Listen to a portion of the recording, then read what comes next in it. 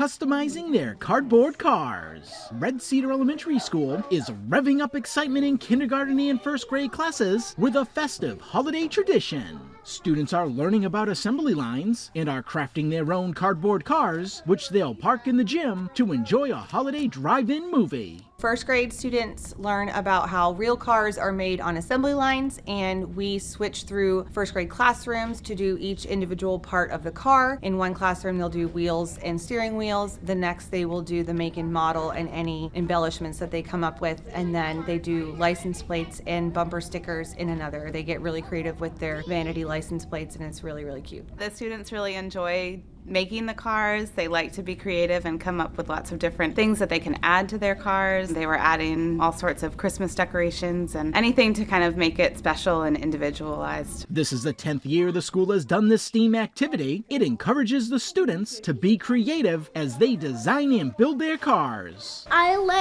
made two bumpers. One was Fox's Rock, and the other one I just did hearts for eyes and a heart for a nose and a heart for a mouth. I am putting blinkers on it. The blinkers are orange. I'm gonna make some wheels, and I'm putting some license plate, and I'm gonna put a steering wheel, how I steer, and then I'm gonna put some headlights. Many students have been test driving their cars through the hallways, and the teachers are enjoying every moment as they watch the kids create lasting holiday memories. It's just fun to have this tradition where we do this every single year, and the kids really look forward to it, and it just creates an atmosphere of joy right before the holidays. On the last day of school before holiday break, the kids will drive their cardboard cars through the hallways, cruising past students, teachers, and of course, the school's resource officer, who'll ensure they follow the rules of the road and arrive safely in the gym to enjoy the movie.